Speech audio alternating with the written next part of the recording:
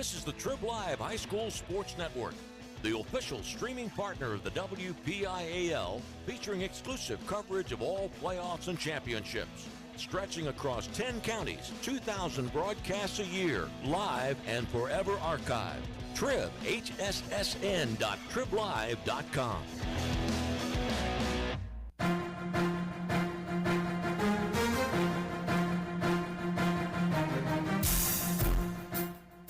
This is the Lawrence County SportsNet, powered by LCCAP.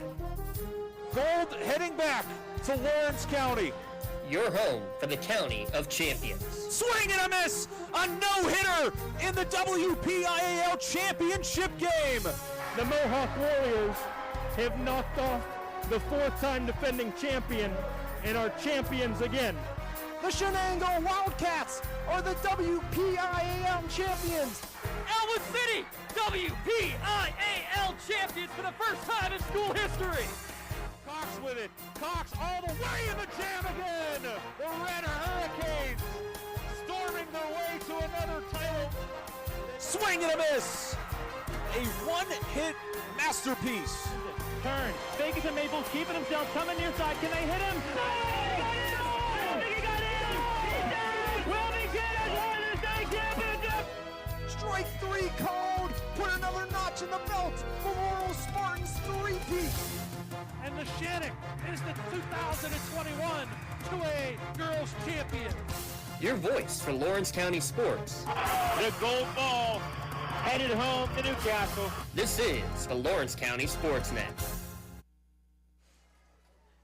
Coming to you live from Beard Field at Nittany Lions Softball Park. It's the Class 2A Softball Championship for the year 2022. Here on the Lawrence County SportsNet, powered by LCCAP, as the District 7 champion Neshannock Lancers, undefeated on the season, take on the District 12 champion Conwell-Egan Eagles. Today's broadcast of the Class 2A Championship on the Lawrence County SportsNet and the Trib Live High School Sports Network is presented by the Lawrence County Community Action Partnership. Today's broadcast also brought to you by Maley Chiropractic, by Luxembourg Garbett, Kelly and George, by the Red Zone, by Pontius Insurance, by the Crane Room Grill, by Something for Your Wall Photography, by R. Cunningham Funeral Home, the Tri-County Principals Association, and by the Lawrence County Community Action Partnership. Lee Moan alongside, I'm James Dotson. A beautiful day. Oh, it's not Hershey. No. We can't say it's the sweetest place on earth, but the creamery is right up the road, so second sweetest. We got to call it that. I'll give you that. So I'll have to make that trip after the game. Oh, well, for sure there. You got to be able to take some home for after the game. We'll have plenty of options for that. We hope we have plenty of options to be talking about for our LCCAP player of the game at the end of this one, but it's been anybody you want at this point for the Neshannock Lancers softball team. 25-0, 1 through 9 hitting the ball like crazy. The top 6 batters in the order all hitting over 400 on the season.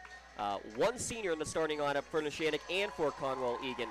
Very impressive work put on by both of these schools, especially Neshannock undefeated coming into today's game. Yeah, two very young teams that got here in different fashions. Neshannock with the undefeated season, and then Conwell-Egan coming in with 9 losses. But taking the fact, though, they play in that Philly Catholic League, that they play 5A schools, 4A schools, 6A schools. That's why that record's probably a little deceiving in that aspect. So they are the AA school. They're just sitting in the AA brackets, and when they come into PIAA, made it through there, and they made their first ever championship game.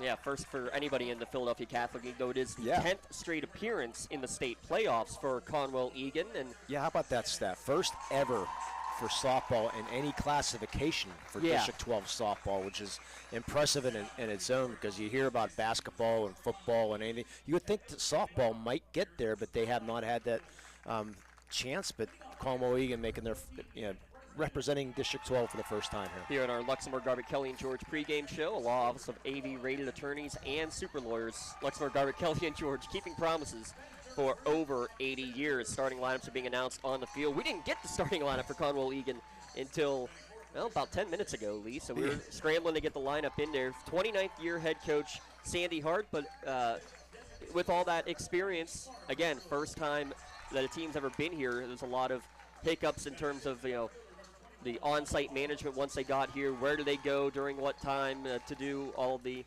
pregame requirements? When you can be on the field versus in the cage, all that sort of thing. So things were a little bit chaotic, but we finally got everything straight away, and they're going to have their lone senior in the starting lineup batting leadoff, and that's interesting because Ange Presnan did not play in their semifinal win, a 7-2 victory over. I'm blanking now. I'm sorry. The semifinal. Over Claysburg Kimmel. It was another hyphenated name. Yeah. But 10 straight years they've made it into the state championship as a 2A school, but very few wins in the state playoffs for Conwell-Egan. They won their first round game in 2012 and in 2013, but lost in the first round every year from 2014 through 2019, and again last year in 2021. But they won 3 in a row: 10-4 over Williams Valley, 7-5 over Southern Huntington, and 7-2 victory over Claysburg Kimmel to get here for their first ever state championship. Yes, and the name you're going to be hearing a lot of is the center fielder Katie Brennan, who is the Philadelphia Catholic League Player of the Year. Yeah, she's one of the 3 team captains on this team, and also part of the basketball team who made it to the 3A quarterfinals also. So wants to play softball in college. She's only one of those, you said the senior, or only a junior, so she's going to have her schools to choose from, I have a feeling here, because we have a special, center fielder at Neshannock, but a special center fielder here at Conwell-Egan. Sure looking forward to seeing both of them play here today. They're announcing now the Neshannock lineup out on the field here at Nittany Lions Softball Park. Neshannock will be the home team. We'll take a look at the starting lineups here in a moment, but briefly talk about the freshman in the circle, Addie Fry. What an incredible season she's had. 19-0 on the season in the circle, and that's probably the worst of her stats. Yeah, she has been absolutely phenomenal coming from Sharpsville. Didn't know she was going to be able to play, but then was able to play. And now we're going to pause here for our national anthem. Mr. Dawson will continue that thought here in a second.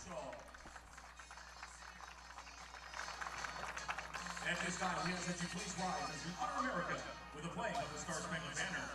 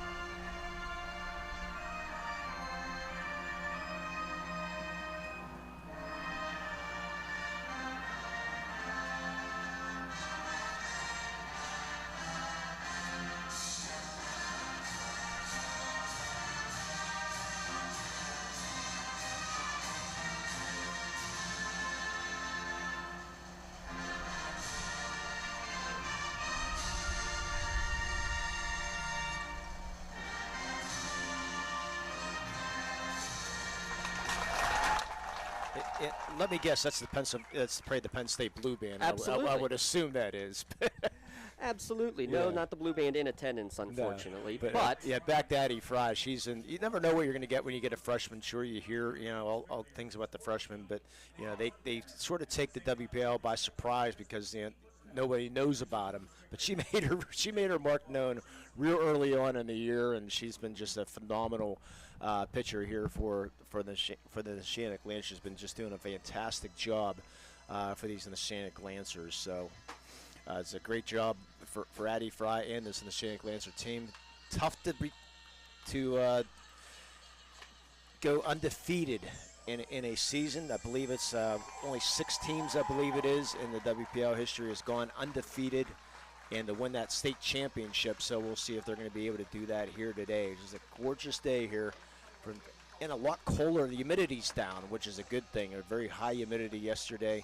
Thank God that Neshannock was able to, the baseball team was able to play the 10:30 game yesterday morning for sure. So a lot less humidity here today, and should be a fun one here today, James. It should, and Neshannock going out there on the field first. We'll look at the defensive alignment in a moment.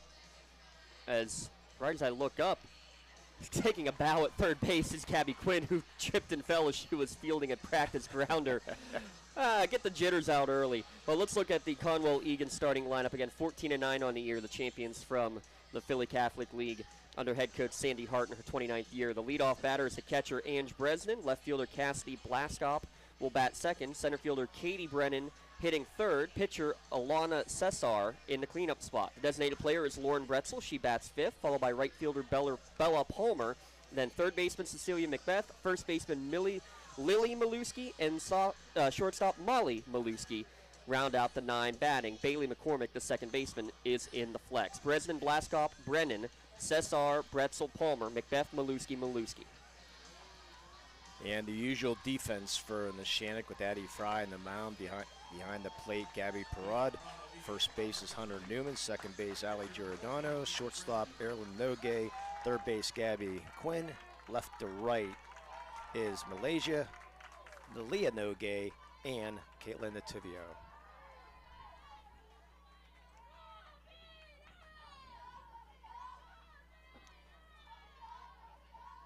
First pitch in there for a called strike one to Ange Bresnan. Time of first pitch, 11:06. They said they were going to be 5 minutes behind. Yeah, they were 6 minutes behind. That's not too bad. They actually had to start the games a half hour early yesterday because of the impending weather that was coming through. This one misses outside, evens the count at 1-1 to Bresnan. About what time did that hit?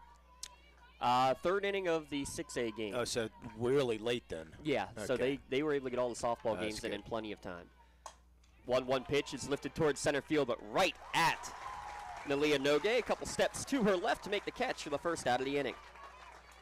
Addie Fry, a .82 earned run average on the season. How about a .70 whip?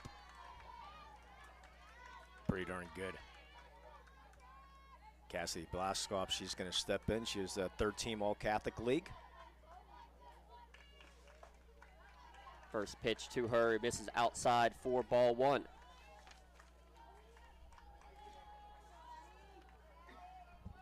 Yeah, I want to thank the assistant coach and the coaches for sending out all kinds of information in this Conwell-Egan team.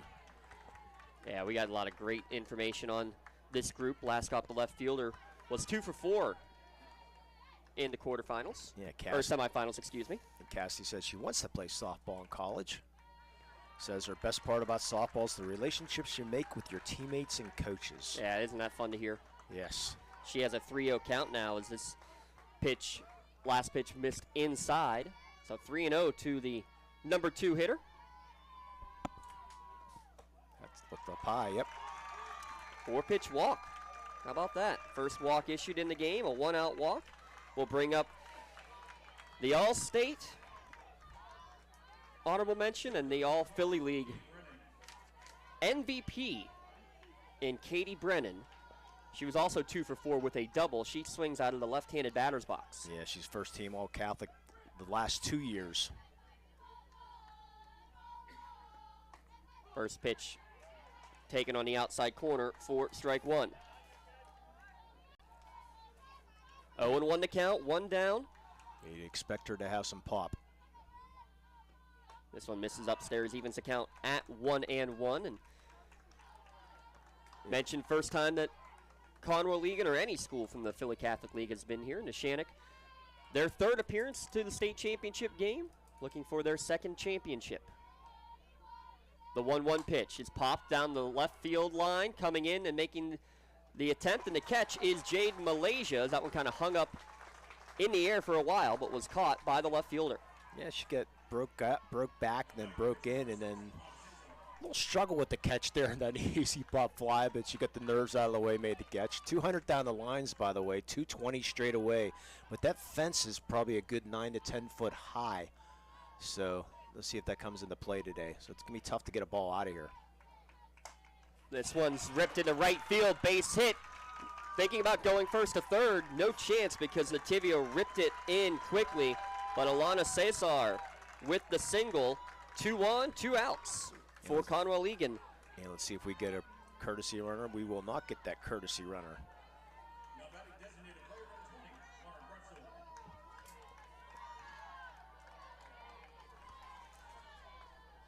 So Lauren Bretzel, the sophomore, steps in.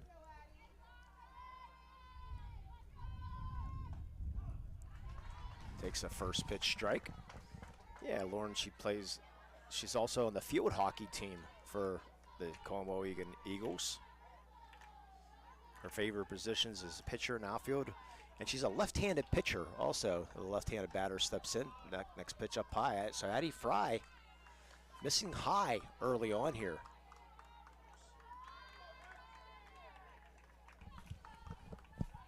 No score here in the top of the first. 2 outs, runners at first and second for Conwell-Egan. 1-1 pitch on the way. Swung on and missed. She was under that one on the high heat from Fry. Now a 1-2 count. Bretzel had an RBI in the 7-2 victory in the semifinals over Claysburg Kimmel. Looking to cash in early here in the top of the first. Fry delivers. Good hold on the high fastball that time. Count now even at 2-2 with 2 down. And by the way, what a surprise in the Shannock faithful traveling here today. Great crowd on hand from the Neshannock side. 2 balls, 2 strikes, 2 down. Blaskoff at second, Cesar at first. Fry checks the wrist coach, winds and fires, and inside, and it hit off the hand of Bretzel. Bases full of Eagles in the top of the first inning after the hit batsman. Brings up Bella Palmer. No RBIs in that semifinal victory, but knocked 2 runs in with the assistance of an error. Joe Cesar is the first base coach. Head coach Sandy Hart coaching down at third. And give a shout out to Sophie Putterman. Came over and talked to us before the game. Gave us a lot of nice information on the squad. I'm looking for something. Oh, there's Bella. Her favorite softball memory, being able to play with these girls for the past couple of seasons and do what no one thought could be done by a Philadelphia Catholic League team.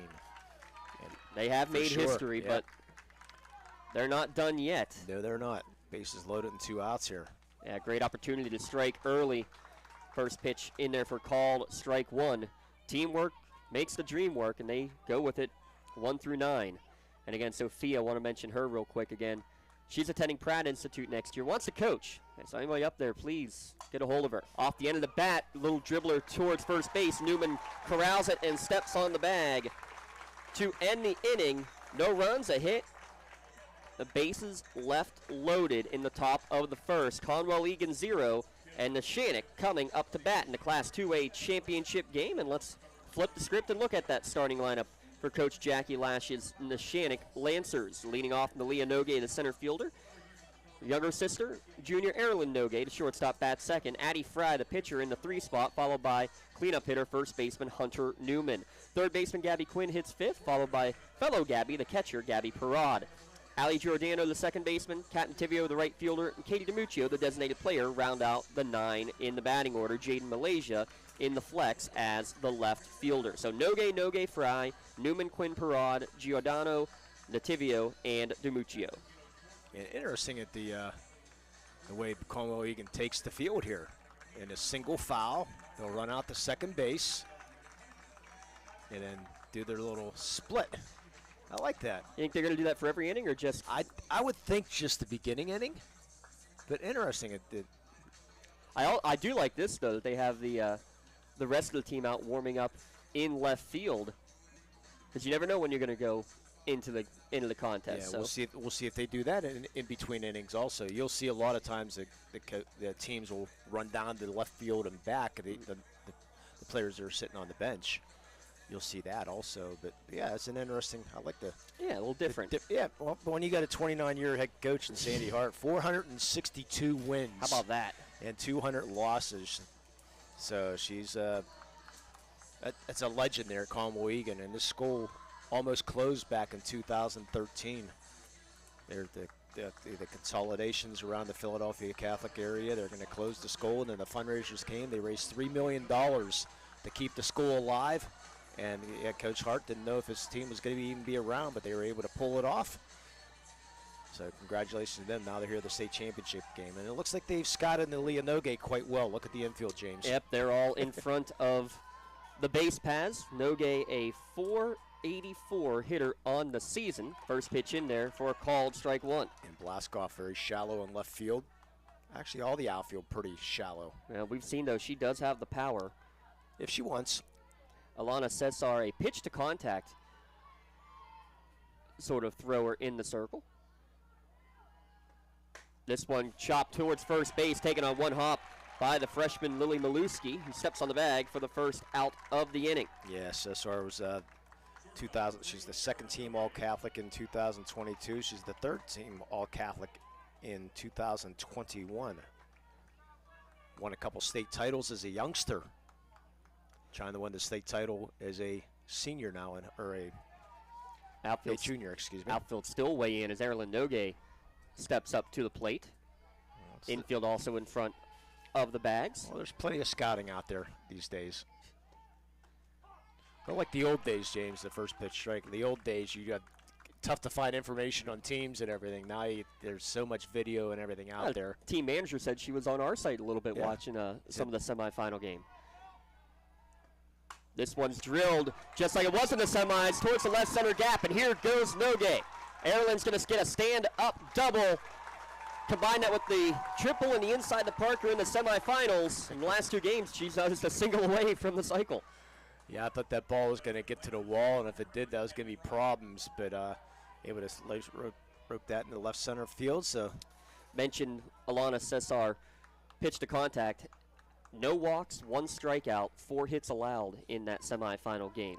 So not the strikeout pitcher that sometimes you see in the softball realm, but for example, on the other side, Addie Fry on the year, 172 strikeouts.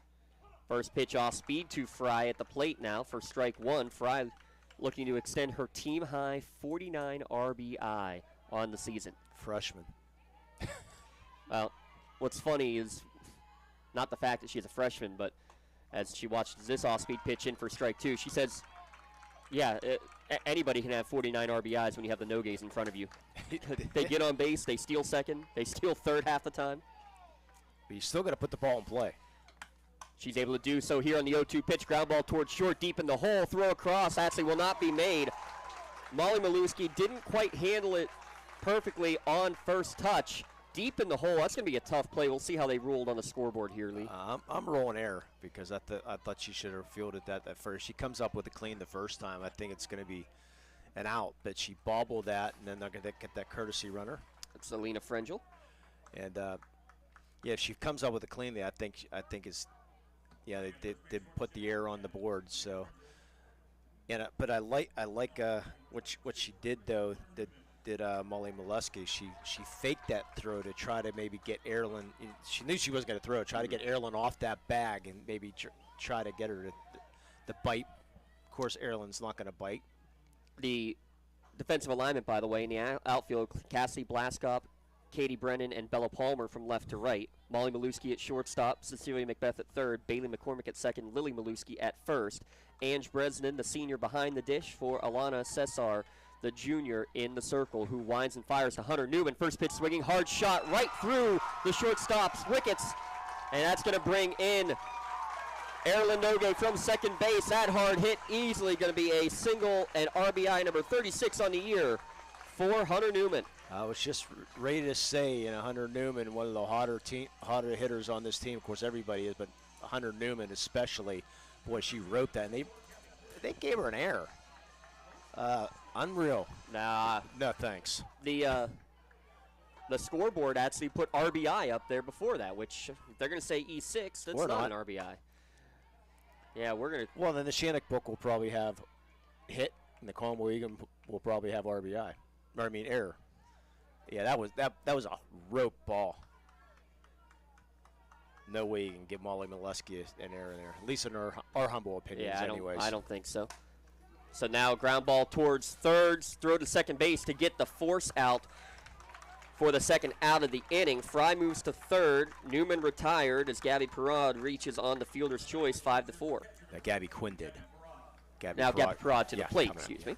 Wrong Gabby. It doesn't matter if it's a hit or an error. We still got a still got a 1-0 lead for the Shannock. That's the main thing. Parad to the dish with 2 down. Runner not going from first with runners on the corners. Quinn's got 16 stolen bases on the season. The number of stolen bases this team as a whole, absolutely phenomenal. 139 stolen bags on the year. This 1-0 pitch is in there for strike one, evens the count to Gabby Parad, a .418 hitter on the year, and a Shannock 1-0 lead in the bottom of the first inning.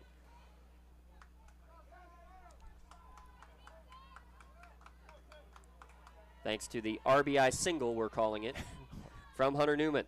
The bounty hunter getting that hit, and coming up big with 2 outs is Gabby Parad. Doubles the advantage. No question there, RBI single makes it a 2 spot here in the first.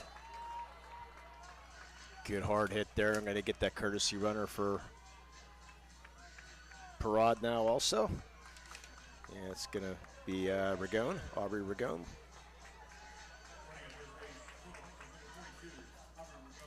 That's going to be Ragone, Aubrey Ragone, who's running. And now bring Allie Giordano to the plate. 22nd RBI of the year for Gabby Parad. Makes it 2-0 to Shannock in the bottom of the first inning. Oh, a very deliberate home plate umpire here today. Goes over to one dugout, goes over to the other dugout.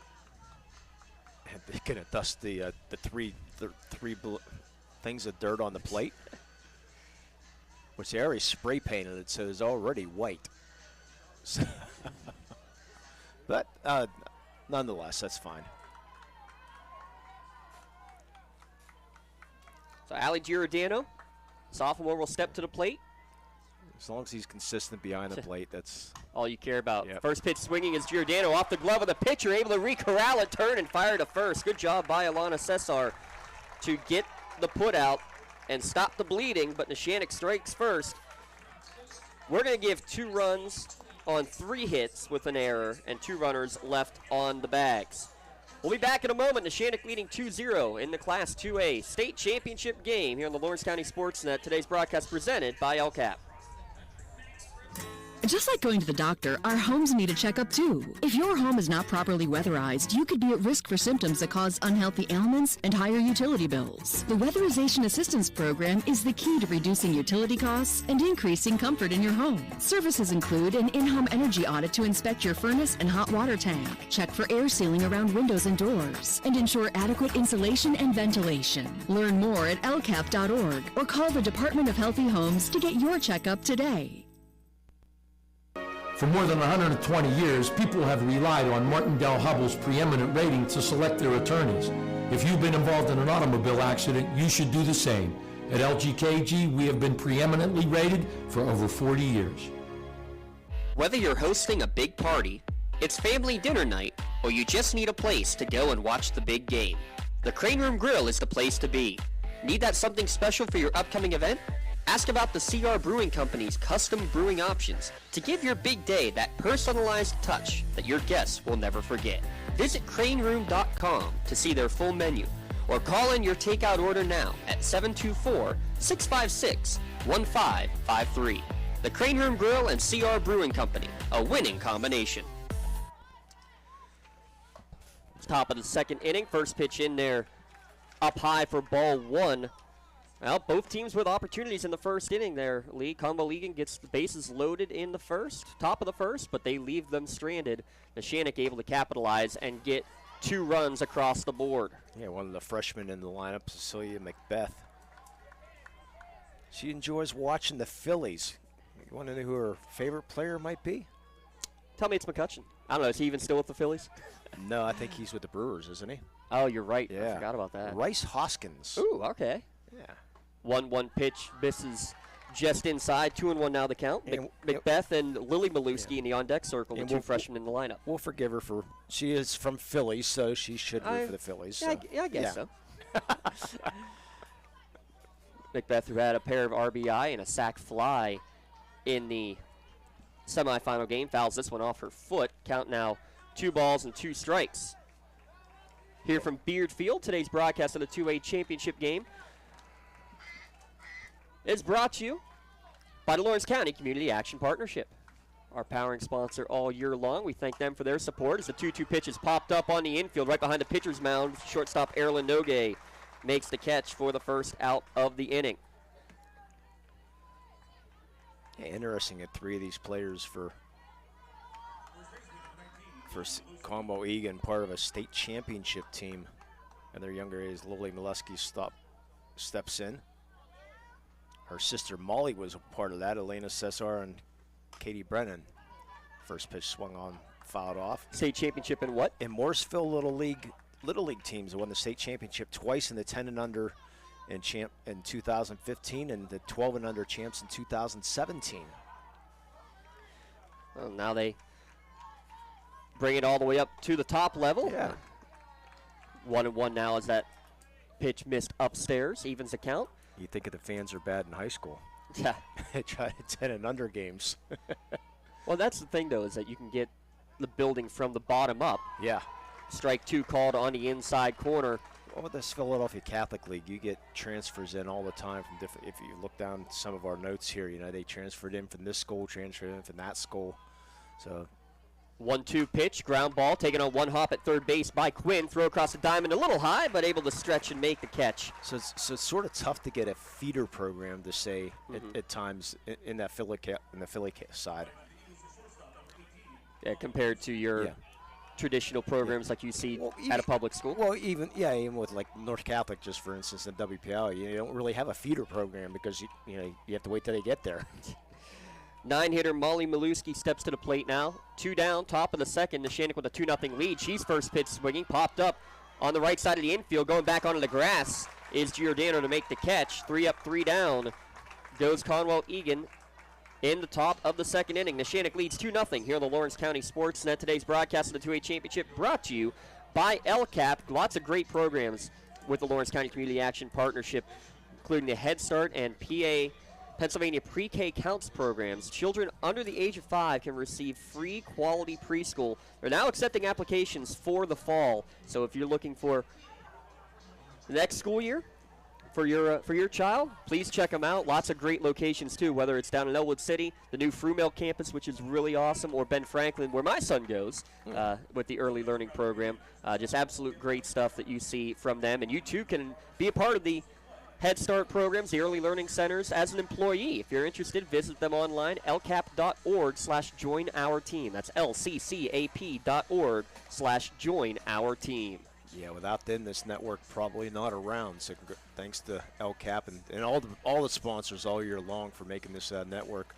Boy, what a great first year. It's been absolutely fantastic thanks to sponsors like them and plenty of support we've gotten from other local businesses throughout the regular season and the playoffs. I want to give a shout out. Today's broadcast also brought to you in part by Our Cunningham Funeral Home. Our Cunningham Funeral Home and Crematory, proud to serve their community for 6 generations. Family owned and operated, specializing in funeral cremation services and pre-planning. Visit them online at cunninghamfh.com or follow them on Facebook to learn more about their services and pre-planning visiting. Yeah, allow their family to help your family. Yeah, you played that crane room sponsors like I'm hungry already. You know where the party will be if Neshannock can earn the championship here today. 8-9 hitters due up. This is going to be a tough play. It's a ground ball to second base, taken by the second baseman McCormick. The first baseman was so far off the bag that McCormick takes it herself. The traditional 4 unassisted for the first out of the inning. Yeah, Lily Maluski went to field that ball, and she got no man's land, but a good job, as you said, by McCormick to realize that and just, hey, I better take it myself. So now Katie DiMuccio will step to the plate. Junior designated player hitting in the 9-hole. Watches the first pitch on the outside corner for strike 1. Yeah, definitely not a lot of speed in that fastball for Cesar. She's hit her spots, changes her speeds. That's all that matters. Yeah. Squaring the bunt and pulling back is DiMuccio. Misses outside. Count even at 1-1. And she's a very quick working pitcher, too. Forget about that wrist coach. She just gets up there and throws. Traditional signs being given from Coach Hart in the dugout, it looks like, as well. The 1-1 to DiMuccio. Fisted down the third base line. That's going to be a tough play. Charging in is the third baseman. Beautiful play by Macbeth to throw out DiMuccio in time. 2 up, 2 down. Yeah, that ball is just a little dribbler up the line. And as you said, Macbeth had to charge and throw quick and made it look easy.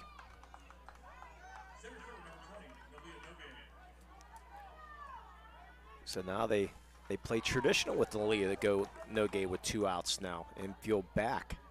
Well, this benefits Nalia. Let's see what Nalia chooses to do. She sees it. She squares the bunt, but misfires. Strike 1. Gets a smile from her father, Coach Don Nogue, down at third base. Jeff Schaefer coaching first. Coach Jackie Lash likes to stay in the dugout. I mean, you get her on first. It's pretty much a double anyways, because there's, 33 stolen bases now? Was 32 the last broadcast I had, so. Maybe I didn't update the stolen bases, because I still have number 32 written on my board. She had a couple in that semifinal game. She slaps it right back to the pitcher, a little bit too close to her, and it's going to be out at first on the 1-4 with McCormick covering. So after Conwell-Egan goes 1-2-3 in the top of the second, the Lancers go 1-2-3 in the bottom as well. A 2-0 lead for the Lancers through 2 innings of play. We'll be back here in a moment. The Class 2A championship game is presented to you by the Lawrence County Community Action Partnership. When the high school season heats up, make sure you have the best gear to support your school. Head to the Red Zone on Wilmington Road in Shannock for all your county sporting apparel needs. From sporting goods to custom apparel to embroidery and more, the Red Zone has it all. Quality gear for all 8 schools in the County of Champions. Stop by and enter the Red Zone or visit them online at theredzzonesports.com. Score big at the Red Zone. When a team needs to discuss their next move in a big game, Coach calls a timeout. When you need to discuss your next move after your latest life endeavor, let Ponce's Insurance be your coach. At Ponce's Insurance, how we serve you is as important as the insurance we provide. Protecting those you love, the business you built, and the things you've earned. That's our job. At Ponce's Insurance online at poncesinsurance.com. Ponce's Insurance. Love the life you live. But look at this. 0 for 1 and 1 RBI. How can you? You can't. You can't do that. It's interesting. We're talking about Hunter Newman's at bat where she went 0 for 1, but they gave her credit for an RBI in that error. Nonetheless, it's a 2-0 lead for Neshannock going to the top of the 3rd inning. We said there'd be a lot of surprises. That's one. Here comes number 2, as taking us through the middle 3 innings will be Mr. Limon. Well, thank you, Mr. Dawson, for first pitch strike. Well deserved. He needs to be calling this championship game. We're going old school style. We are definitely old school. Next pitch, a little outside ball 1. Ange Bresnan, who flew out to center fielder first time up. Neshannock with a 2-0 lead. Comes the 1-1. That's roped in the right field. That's going to go over the head of Nativio and get against the wall. Here comes the throw in the second, and sliding in safely with a leadoff double was Ange Bresnan. Put a smack on that one, went with the pitch. First extra base hit of the day. Second hit of the game in total for Conwell-Egan. Yeah, that ball, no chance for Nativio as that ball flew over her head. To bring up Cassidy Blaskoff, who was straining at third. Her first time up after a walk. Conwell-Egan straining those bases loaded the first inning. Comes the first pitch, square around the bunt, pulls the bunt back. First pitch up high, ball. And see the defense moving all around. You had Gabby Quinn charging at third, Erlen going to cover third, Nalia coming in from center field to come cover second, looking for a potential throw behind from the catcher Parad. Only about 6 steps for her. 2 speedy center fielders in this game today. Bunt gets down perfectly. Fry's going to throw over to first, get the out. Runner sacrifice complete. 1-4. President goes to third with 1 out. And that brings up your MVP of the Philadelphia Catholic League, and Katie Brennan. Yeah, exactly what you want. She flew out to left field in her first at bat. The wind's starting to pick up a little bit here on a sunny day. It's supposed to be windy here today. First pitch up and in. And Brennan backs out of that one. Yeah, had to fight off all the storms through the games yesterday. Got all the softball games in time. The last baseball game got delayed in the 3rd or 4th inning. Yeah, I believe right around the top of the 4th or so. Comes the 1-0. Just misses on the outside corner. Unfortunately, the Neshannock baseball team in extra innings What a surprise. 1-0 defeat. Yeah, third straight game in extras and maybe just ran out of the mustard. What a great season, though. Yeah, fantastic. Congratulations to Coach Q, his team. I know a lot of the boys were planning on coming back today. 2-0 count. Here comes the pitch. That's outside ball 3, so they're staying away from Brennan right now. Oh, they gave it a strike. Sorry about that. Yeah, look, late call there from our home plate umpire. Softball team, we saw them yesterday. They attended the baseball game, went and practiced, and then got some creamery. There's a strike. Count goes 2-2, so Fry consistently staying outside right now. After that first pitch that was up and in and near her head. Fry gets the sign. Here comes the 2-2. Roped into left field for an RBI single, and it gets through the legs of Malaysia. Ball's going to roll the wall. Brennan around second. She's going to go into third. An RBI single with error on Malaysia. 2-1 here. Neshannock in the top of the third. Well, when you're pitching away, you allow a batter, maybe you prevent them from being able to fully extend the hands and get something that you can turn on more than anything. But you do have that exact scenario there, that if you have a quality batter like Katie Brennan is, extend the hands and go with a pitch like that to be able to hit it hard in the direction that it's pitched, going to opposite field. Hard hit ball, single, and then, yeah, just in the outfield. Not exactly sure what happened. Malaysians couldn't come up with it evenly, and the lead now cut in half. She just let it go in between her legs. That ball, you know, the grass is very good here. As Malaysia just missed it. No other way of saying it, unfortunately. But she recovered nicely. But boy, I love Brennan's swing. She's got a sweet swing. You can see why she was all Catholic League. Yeah, only a junior.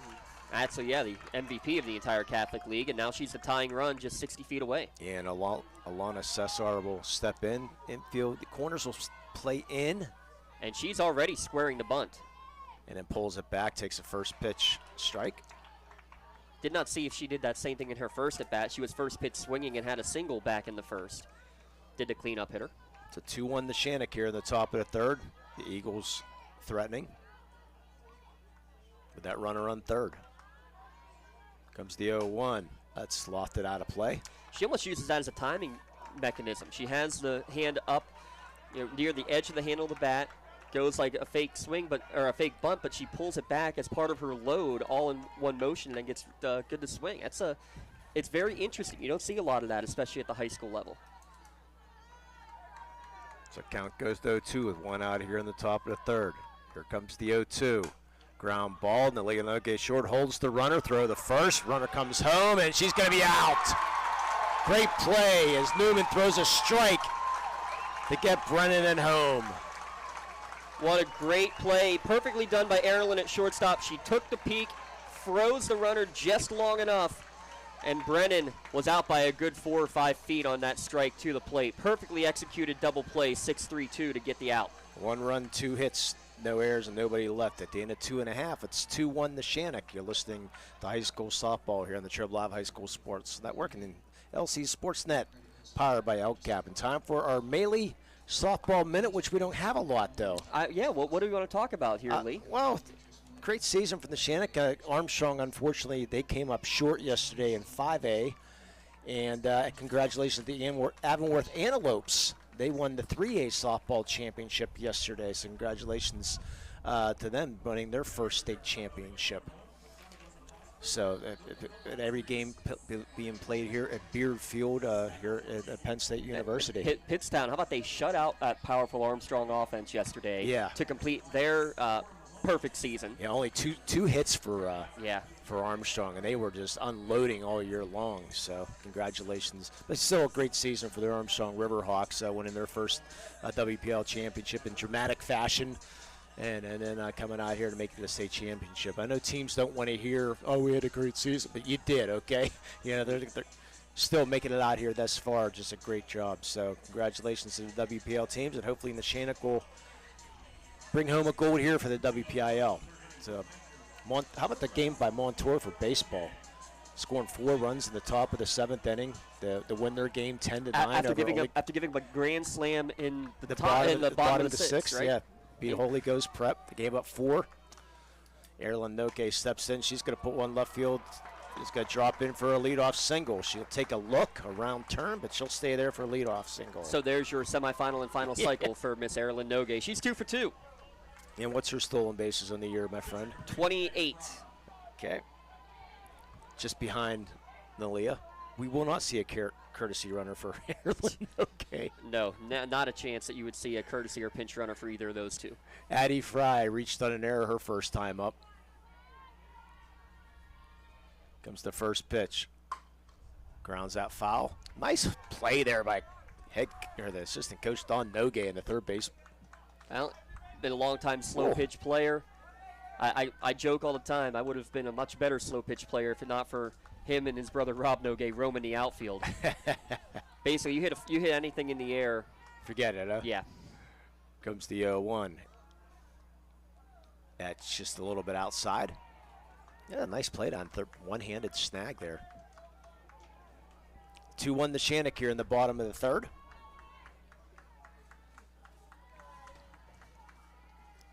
Erilyn Nogue with that leadoff single. The 1-1 stays up high, so she is not taken off yet. Unlike you see Nalia, just first pitch, she's gone. Erilyn a little bit more deliberate in taking her chances. Well, got the call now from her father, Coach Nogue at third. We'll see if she might be off and running here in the 2-1. Senior behind the dish. Not yet. That ball's low. Ball 3. Boy, hitters count now coming for Addie Fry. Yeah, 463 hitter on the year. Leads the team in home runs. 8 of them.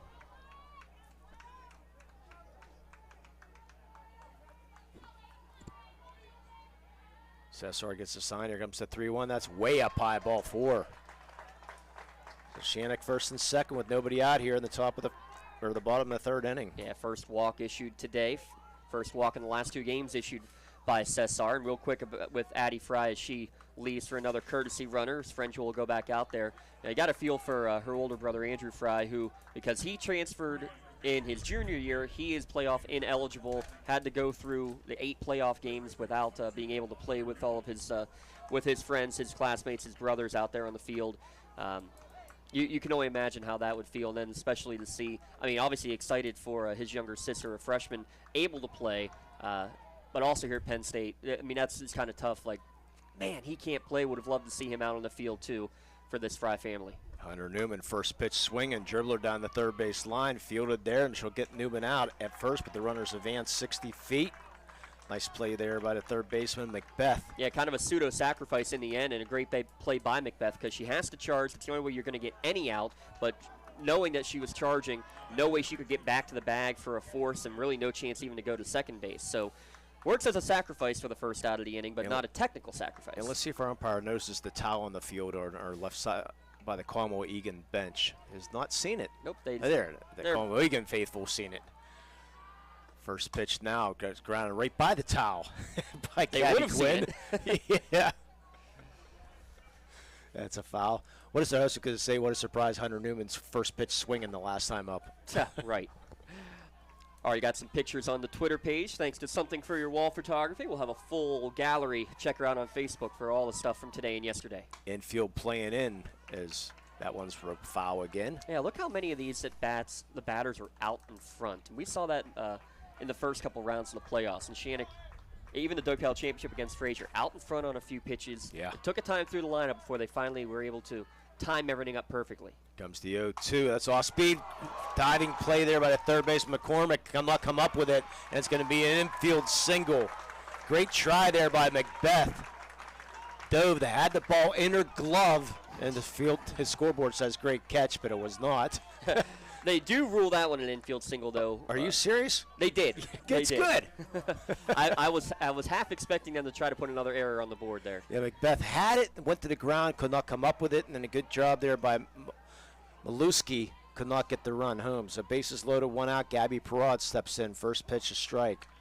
And that's just impressive, though, by Macbeth to knock it down because that prevents at least 1, probably 2 runs from scoring by keeping it in the infield.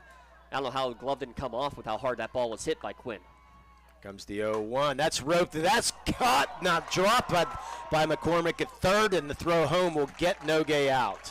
Wow.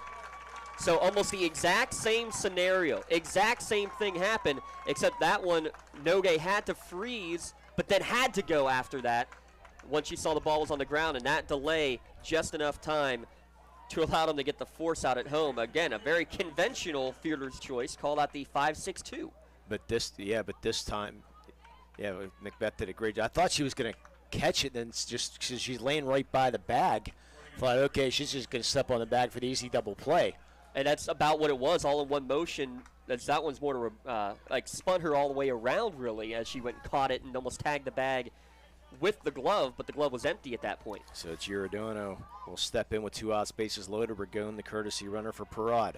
First pitch, that's grounded. Macbeth's going to field it at third and step on the bag. Bobbled that one also, but 3 great plays by Macbeth. This time she hangs on to it to get the force out. Really call it 4 plays because she got Hunter Newman on the little dribbler before that. What an incredible play by Macbeth at the hot corner in the bottom of the 3rd inning to leave the bases loaded. So no runs, 2 hits, no errors, and the Lancers strand 3. We're in at 3, 2-1, Neshannock. You're listening to high school softball here in the Lawrence County Sports Network, powered by LCAP and the Trib Live High School Sports Network. Contractors, the Department of Healthy Homes needs you. From small to large residential projects, you can help families live safer and healthier with the quality work you do. It's rewarding in more ways than one. Call LCAP's Department of Healthy Homes today. For 20 years, Melee Chiropractic has treated athletes of all ages to help them get safely back to the top of their game. Melee Chiropractic has 3 full-time doctors in their office, and all 3 are former area athletes who have had to battle injuries throughout their careers. They want to help you get safely back on your feet. But more importantly, help stop the injuries before they happen. Prehab before you rehab. Attention all high school student athletes. During your sports season, a $25 visit to the Melee Chiropractic office includes an adjustment and/or all therapies necessary. From the athletes of tomorrow to the weekend warriors and everything in between, let Melee Chiropractic keep you in the game. And welcome back here to Beard Field in Penn State University, Happy Valley. 2-1 Neshannock here on the top of the 4th inning. Lemon James Dotson bringing today's action. Lauren Bretzel, the number 5 hitter today. I said I mentioned part of that field hockey team. The lefty will step in. Going back, how about the plays by Macbeth again, James? I mean, 2 line drives that she isn't able to hold on to, but knocks them down, keeps them in the infield to start it, and then a couple of ground balls to sandwich them. And Malaysia will get that fly ball in the first pitch swinging. That one tailing down the line. Good read by Malaysia to keep running through and make sure she wasn't drifting. Otherwise, that ball could have easily fallen in. But, yeah, Macbeth, with doing that and with a little help from her shortstop on one of them with the play at the plate. And, you know, it's tough because Nogi gets thrown out the plate, but she did everything exactly right. You're supposed to freeze on a line. You have to because otherwise you'll get doubled off. Well, plus the ball's in the glove. Yeah. That's roped in right at Hunter Newman for the 2nd out. 2 pitches, 2 outs. Bella Palmer lines out. The pitchers are throwing strikes, and the hitters are hitting them. Cecilia Macbeth will step in. She flew out to Nogi her first time up. A lot of first pitch swings for both teams, yeah. Comes the first pitch. That's outside, ball 1. Yeah, the other WPL team in action today, Seneca Valley, will play at, I believe, 4 o'clock, I believe it is. Somewhere around there, 4:30. I think it's 4 o'clock. Yeah, 4 o'clock. 11, 1, and 4, yeah. Yeah. Swing and a miss. 11, 1, 30, and 4. Yeah, 11, 1, 30, and 4. Yeah, Seneca Valley and their historic run. Their first ever not first ever WPL championship, but the first state championship appearance, I believe, if I'm not mistaken. Comes the 1-1. That's a fly ball, right center field. Nogi will camp underneath that for a quick 1, 2, 3 inning here at the top of the 4th. 2-1 Neshannock. You're listening to high school softball here on the Lawrence County Sports Network. Powered by LCAP and the Trib Live High School Sports Network. And today's broadcast is presented to you by the Lawrence County Community Action Partnership. Special thanks to them for all they do for us all season long and what they do for the entire county. A couple of their incredible programs. About the SNAP program, the Supplemental Nutrition Assistance Program, helping alleviate the cost of food for individuals and families all across Lawrence County, and the summer food service program as well to go along with that to ensure that low-income children continue to receive the meals that they need when school is not in session. Free meals that also meet the federal nutrition guidelines for all kids ages 18 and under. Check out LCAP on Facebook and at lcap.org to see where these free meals are being offered. Definitely know that the Ben Franklin Early Learning Center, but 4 or 5 other sites throughout Lawrence County where kids can eat their lunch. And not to mention the LCAP outreach bus that also goes around the county to help out with some of those issues where the kids can go and eat on the bus as well to get those free meals. Thanks again to Lawrence County Social Services and LCAP for all they do. And see how you can help. Visit them online at lcap.org. LCAP, changing lives. So in the 8-9-1, Nativio will step in first batter here in the bottom of the fourth. Neshannock with that 2-1 lead. 2 runs in the first for Neshannock, 1 for the Eagles in the third. First pitch up, a strike at the letters. So both teams, have left the bases loaded. The only thing that matters is the 2-1 Neshannock advantage. Conwell-Egan stranded 3, and Neshannock is stranded 5. Through 3 innings here. 3.5 innings. His next pitch down low. How about this? Through 3.5 innings, neither pitcher with a strikeout. Yeah, I guess you're right, huh? Usually, Addie Fry, you're looking. And she averages almost 2 per inning. Comes the 1-1. That's grounded foul. Easy play for Coach Nogue this time. But notice how many of these foul balls from the right-handed batters are going to Coach Nogue, or going even more foul than that, going into the Conwell-Egan dugout. Just way out in front of a lot of these pitches. A great changeup, it looks like, from Cesar. Comes the 1-2. Swing and a miss, and right on cue, unfortunately, for Neshannock. First strike out of the game for either team. 1 out here in the bottom of the fourth.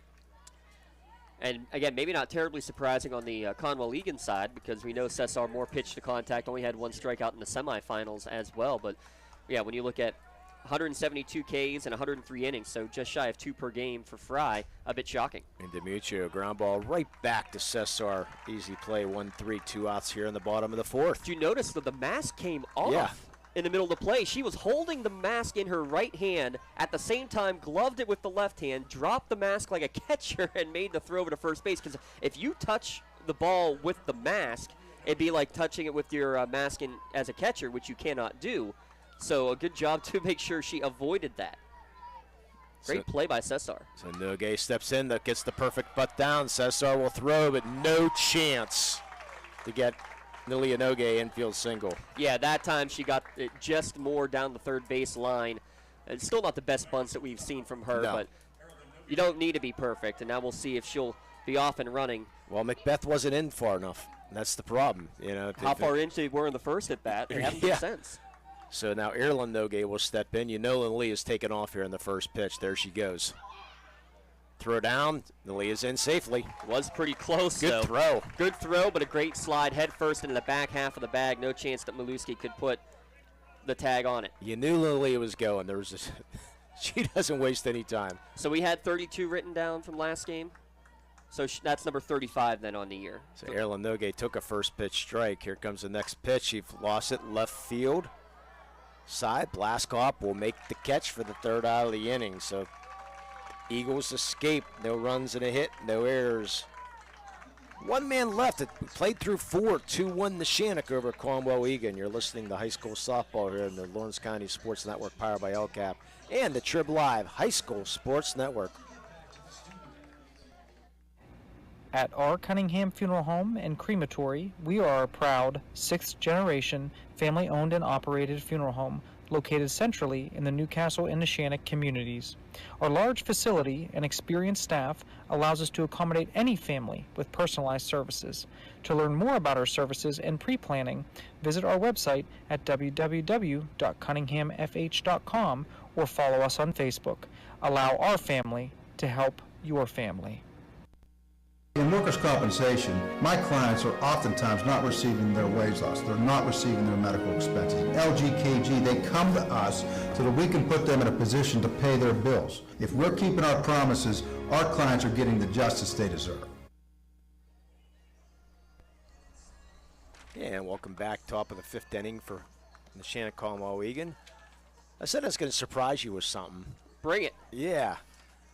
See if you recognize any of these famous people who graduated from Conwell-Egan. Okay. How about Steve Slayton? Famous football From player. football from Miami Miami? Dolphins. He was Okay. also a Heisman Trophy finalist. How about Shelley Steele? Olympian, right? Very good. Sport. Track? I'm impressed. That was very good. How about Mike Fitzpatrick? That one will be a tougher one. Nah, don't got He was that a one. 4-term U.S. House of Representative.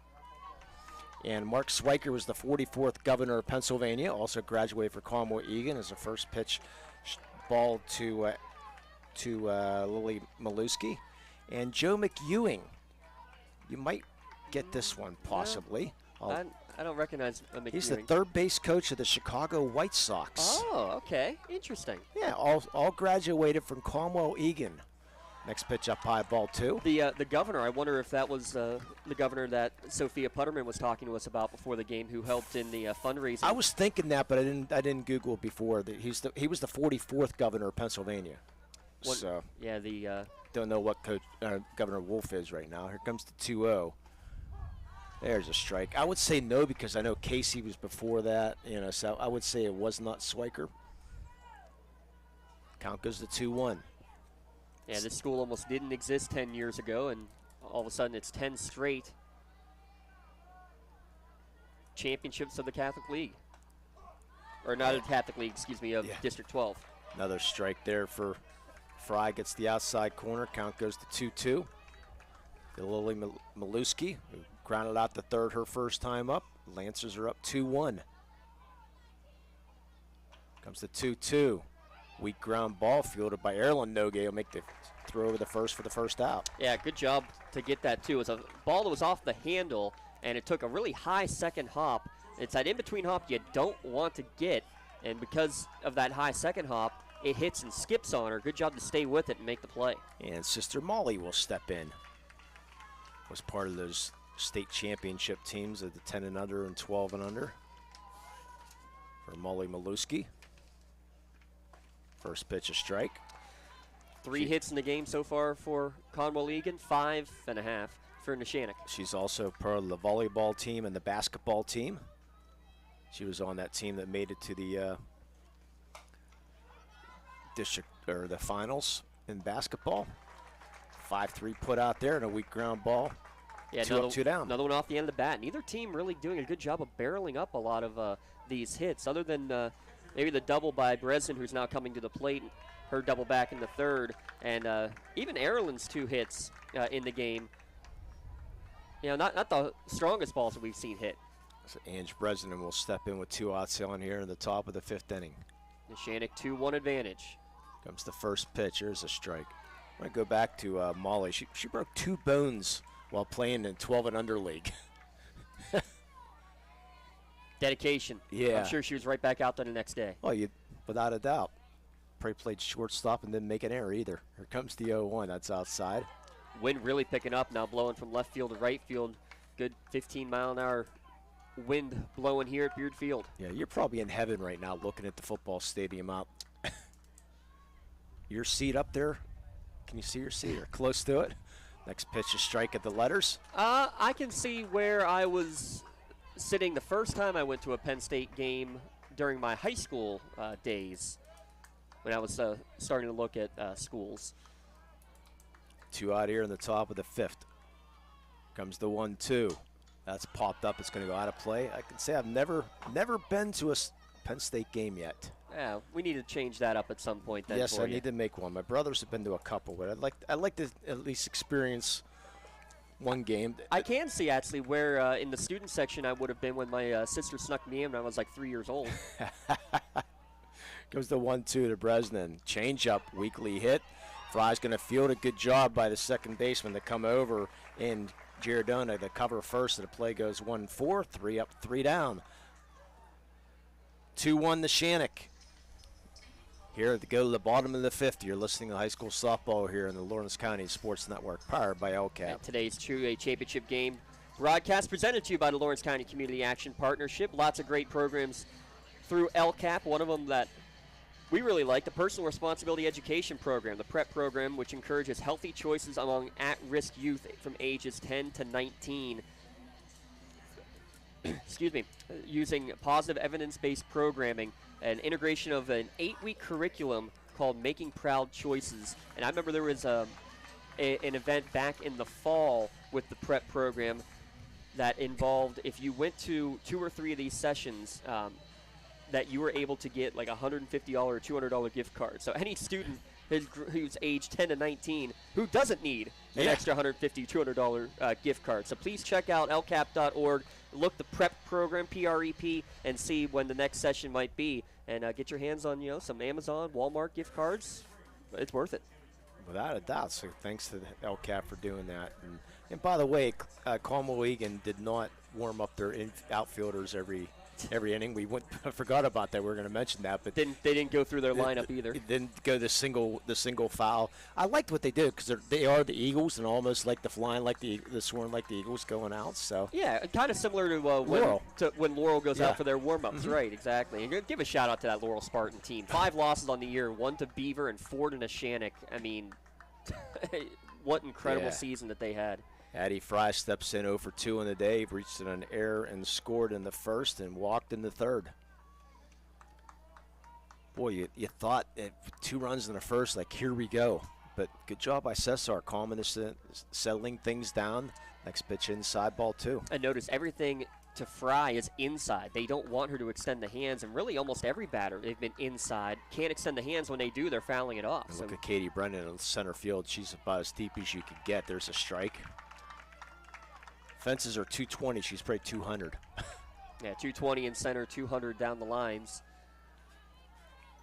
Fast-moving game. You said it. There's a strike in the outside part of the plate, strike 2. Yeah, she's just really mixing the speeds. Yeah. Not a lot of velocity to begin with for Cesar, but then she's still adjusting and making those differences. Very tough to pitch. Comes the 2-2. Fry swings and misses.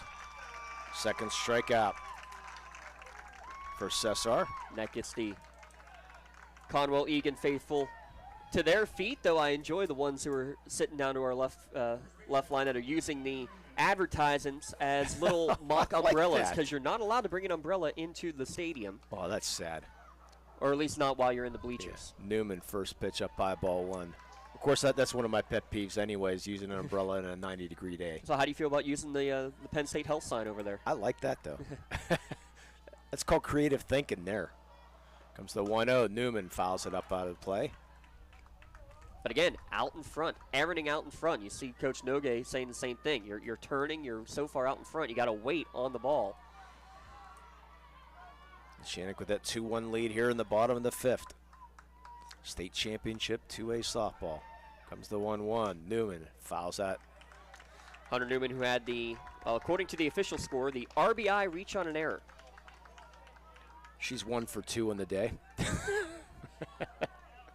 Officially 0 for 2 in our book, 1 for 2. Good luck writing that article. Yeah, here comes the 1-2. Newman ropes it right center field. That's going to go all the way to the wall. Newman around first. She will go in with a 1-out double. But there's the difference. She stayed back on that one, allowed the ball to travel deep in the zone, drives it the other way, hits off the base of the wall for her team-high 14th double of the season. Excuse me, not the team-high, because Gabby Quinn also has 14, and Addie Fry has 15. Yeah, and Quinn will step in, 1 for 2 in the day. But a 1-out double, Neshannock now with a chance to double their advantage. And when the wind is blown towards right center, as Quinn swings and fouls it off. And where's that pitch? Inside, can't extend the hands. The one that Newman hit, one on the outside corner, extends the hands and drives it. 6 hits in the day for the Shannock. Well, 7. That one's hit foul. 7 by our book. We'll not talk about that anymore. You can read James's article in the Trib paper tomorrow. I'll say Hunter Newman has hit it hard 2 times to get on base. Count 0-2 to Quinn. Fouls that one off the right side. Yeah, our friends at the Trib Live High School Sports Network will have the article of that one. I'll be able to put that one on there. Should hopefully be up on the Trib site probably by, I don't know, hour or two after game time. Comes the 0-2. That's drilled left field. Going back, forget about it. 2-run home run, Gabby Quinn. Her 6th dinger of the season. How about these freshmen getting it done on an 0-2 pitch too there, Lee, and she golfed it. If it was a little bit more to left field, it would have hit right off the middle of the scoreboard. Deep and gone for the 2-run shot. Big 2 runs there for the Lancers here in the bottom of the 5th to take the 4-1 lead. Wow. Zombie Nation now playing here at Penn State. She absolutely crushed that. Newman crushed hers too, but it was the right center. That one was just, he said, the golf swing. It's a 4-1 here in the Shannock here in the bottom of the 5th. Still only 1 out as Parra will step in. She lost one to shortstop. Makes the catch, does Molly Maluski for the 2nd out. And Allie Giordano will step in 0 for 2. Big 2 additional runs there for the Lancers. Yeah, huge insurance runs there, Lee. Huge. A 2-1 game and dangerous. 4-1, you feel a little more comfortable. Especially with 2-3-4 coming up in the top of the 6th for the Eagles. Ground ball right back to Cesar, who will throw over the 1st and complete the inning. The 3rd out. 2 runs, 2 hits, no errors, nobody left.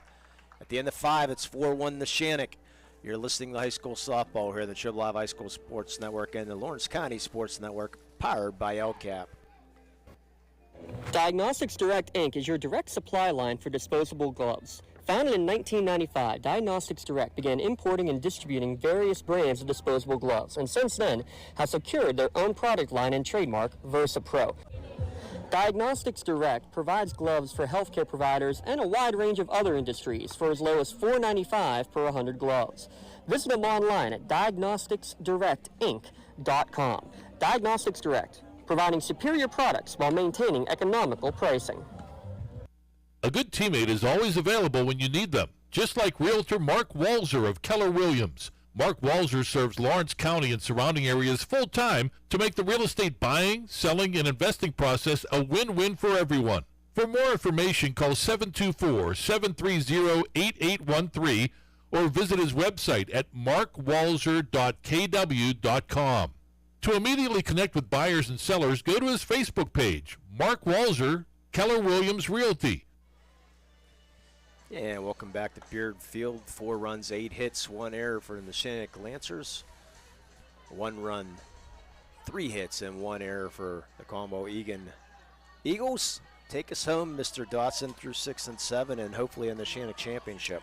Hopefully, Lee Moan. Sadly, it did not go that way for the boys team, but it was twice as nice to have both Lancer teams here, and we thank the Lancer softball team for getting us those twice as nice shirts. Greatly appreciate that.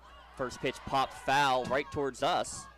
Back over our heads and out of play as it is 2-3-4. Blascott, Brennan, and Cesar due up here for Conwell-Egan. Yeah, I'm hoping to get my 11th state championship shirt here if Neshannock wins.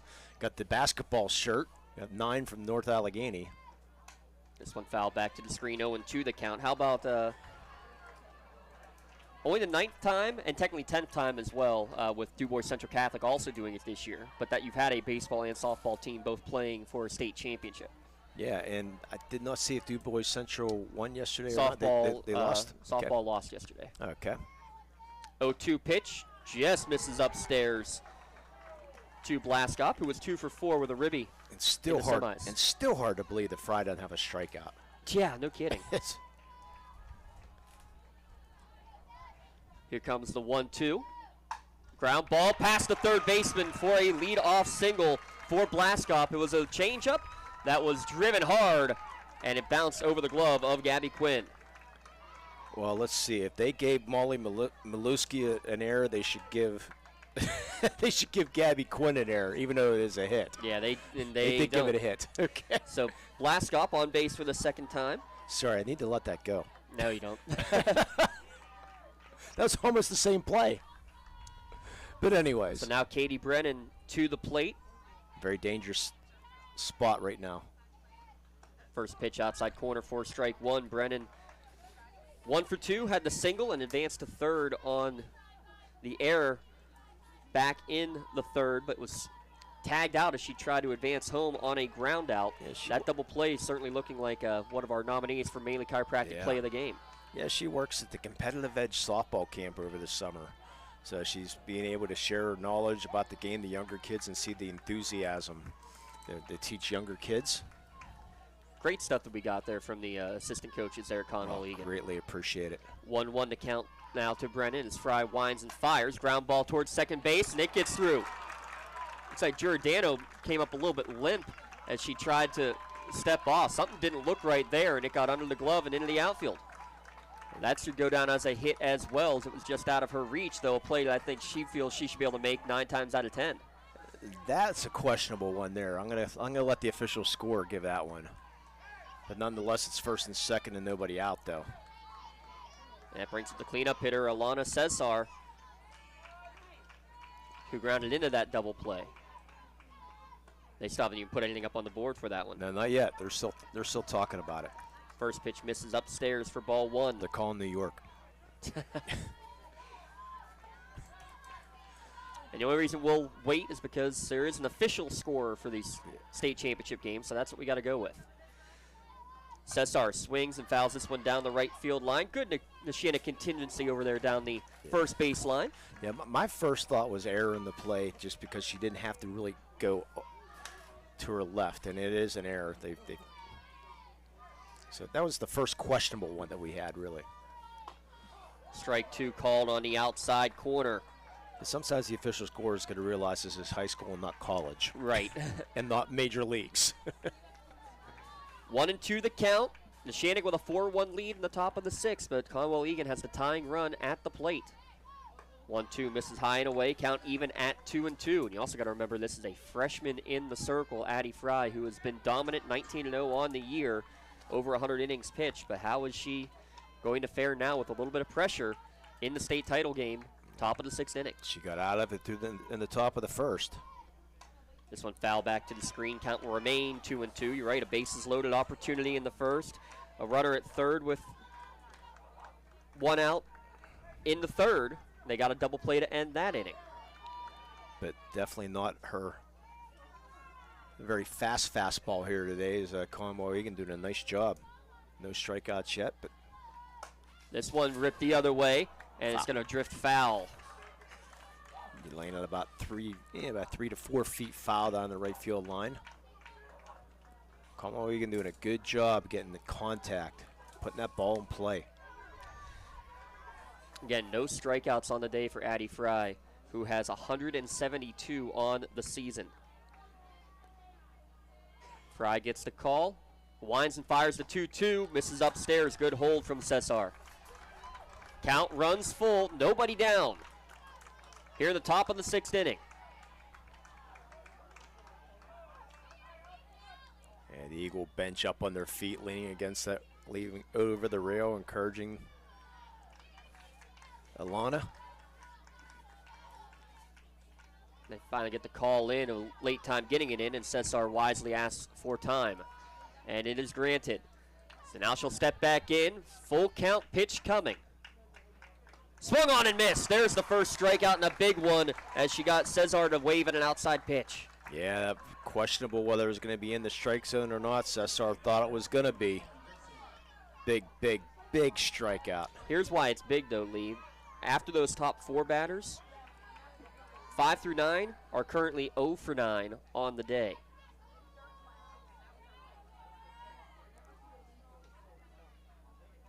Whereas all the hits coming in the top of the lineup. Check swing and foul back to the screen for Lauren Bretzel. And only 2 balls out of the infield, too. Out of those 9. 4 hits in the game for Conwell-Egan, 1 for each of the top 4 hitters. Number 5 batter Bretzel to the plate, 0-1 count. With one down to the 6, she squares the bunt, pulls back. Looked like she was, looked like she pulled back and was going to attempt the slap, but did not. Yeah, I'm wondering if they're going to appeal that. Yeah, did not. Bretzel was at Archbishop Ryan last year, now a sophomore at Conwell-Egan. She does square, tries it again. This time swings and misses. Yeah, not your typical slap hitter. It's Bretzel. Well, I mean, she kind of went for a field hockey swing, but up high. 1 ball, 2 strike, 1 down. This one lifted towards right field, and it's going to be out of our view and out of play. Giving chase over there was Kat Nativio, but could not come up with the catch. Yeah, she hit it deep. Yeah, that ball jumped off the bat. Sure did. Of Lauren Bretzel. 4-1 to Shannock with the advantage after the Gabby Quinn 2-run home run in the bottom of the 5th. You ready to hang out the window? I might have to for some of these now. Yeah, for Bretzel. In the left-handed batter's boxes, Bretzel awaiting the 1-2 from Fry. Misses outside. Tried again to get the batter to chase, but unable to do so. Yeah, good 1-2 pitch. When you get confidence in your pitcher there to throw to that spot. Bretzel, the designated player. Her favorite position is pitcher. She would be the number 2 option today in the circle. Another one misses outside, and the count goes full again. With 1 down, Lancers holding a 4-1 lead, but 2 runners on base. Bretzel representing the tying run for the Eagles. And it's your fault for saying this game was moving quickly. You're right. 3 balls, 2 strikes, 1 down. Blaskoff at second, Brennan at first. Full count pitch to Bretzel. Called strike 3, back-to-back strikeouts now for Addie Fry for her first 2 of the game. And man, could they have come at a better moment. Wow, catching outside corner again. What a pitch. Bretzel just frozen. Now, right fielder Bella Palmer. 2 balls hit to first base and her 2 at-bats. Yeah, from our angle, I thought it was going to be ball 4. She's first pitch swinging, fouled into the stands down the right field line. Here on our Class 2A Championship broadcast, presented to you by the Lawrence County Community Action Partnership.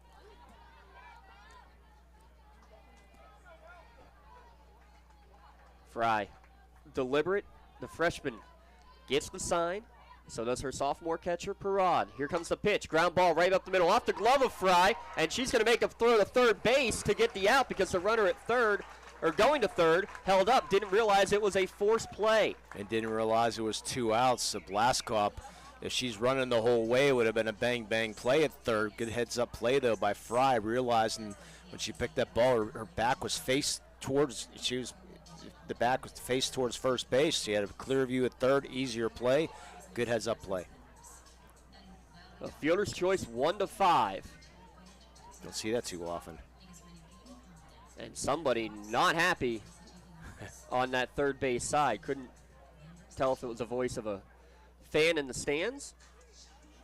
I'm thinking maybe obstruction possibly. That's the only thing I can come up with. Oh. I don't know. Talking about something out here because Coach Hart is furious on the field.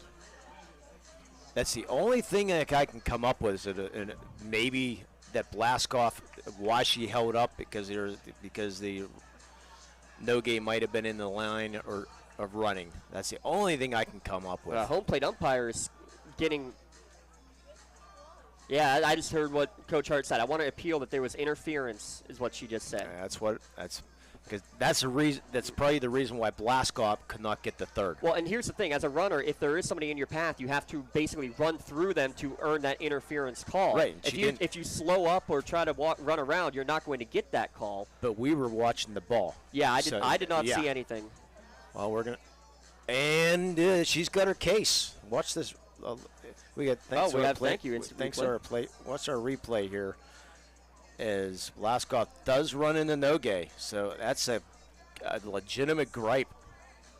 And I would have to say, judging from that replay, it looks like An obstruction call. So here's the thing. If the fielder is making an intentional effort to go after the ball, Lee, you can't call that obstruction. Am I correct? Depending. Well, if you look at that replay again.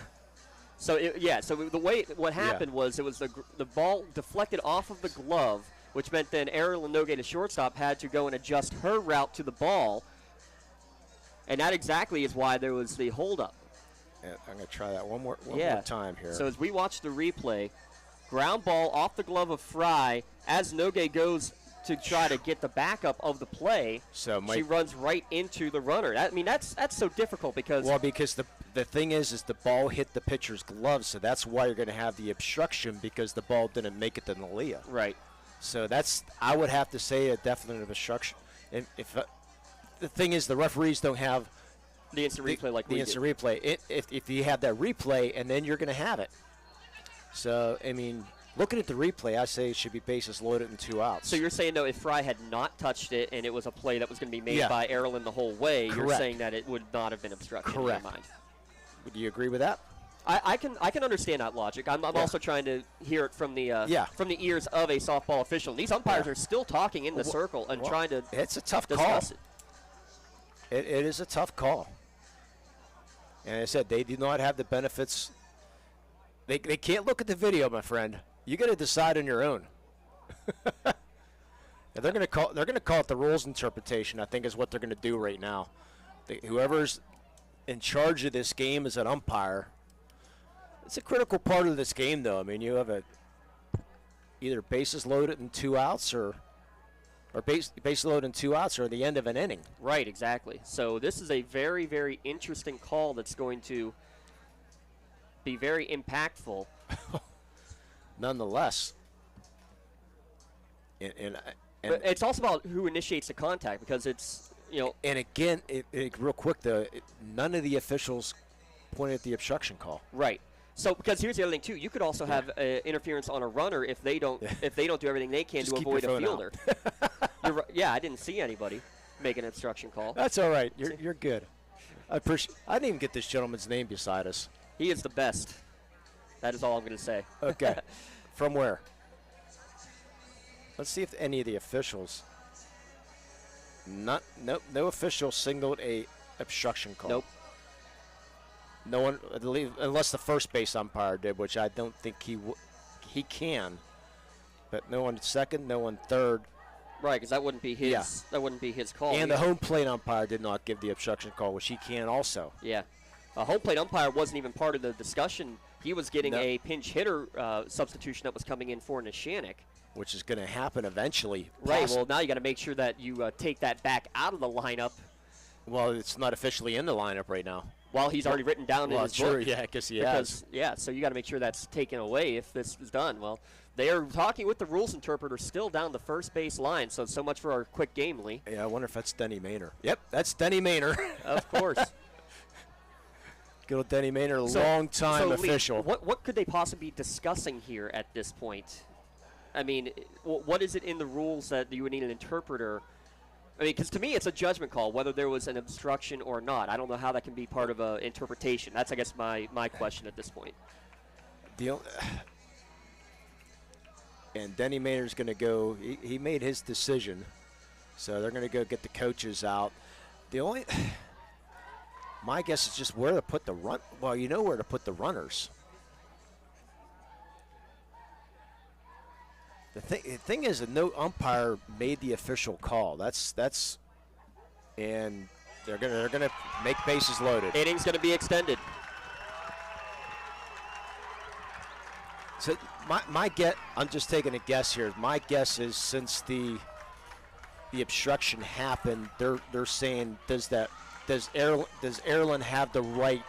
Since she's going for the ball, does she still have that right to go for the ball even though that ball is deflected? That's the only thing that I can come up with. And give credit to the officials, though. I mean, they talked. The big part of this game, Coach Lash is going to, she didn't have a choice but to accept it. So it's going to go as a. Yeah, how do you rule that now? You're asking an official score here? Yeah. I'm saying fielder's choice. Well, actually, no. It's going to be a fielder's choice and an interference obstruction call on Erlen Nogay to allow the runners to go. So I do like this, though, because you had about a 5-minute break easily, and they're going to allow a couple warm-up pitches, almost like it's a brand-new inning coming out there. Yeah.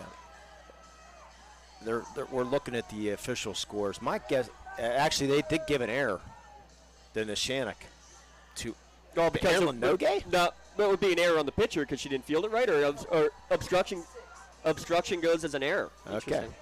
That I wasn't exactly sure, so we'll give the error to Erlen Nogay. So 2 outs here in the bottom of the top of the 6th inning, and Macbeth will step in with bases loaded and 2 outs. All right, so here we go. Bases loaded.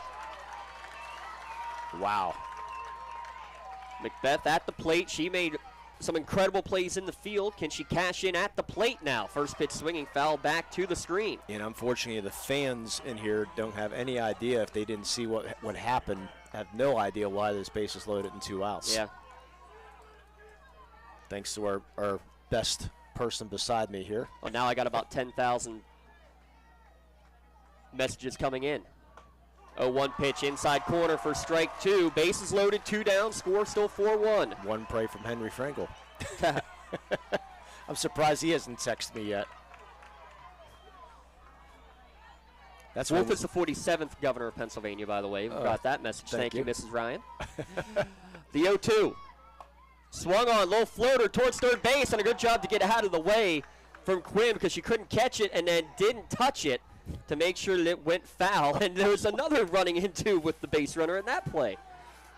But the ball went foul. That would have been interesting to see what they call there. Yeah. Well, I'm not even going to go there. Now, count remains 0-2. Blast up at third, Brennan at second, Palmer at first. 0-2 the count to the freshman, Cecilia Macbeth. Fry, another freshman, wraps, fires, and it's just barely foul, tipped back to the screen. Yeah, but Quinn going back to that last play, I mean, that was just a little spinner, too. The ball with all kinds of English. He would have let that ball go foul.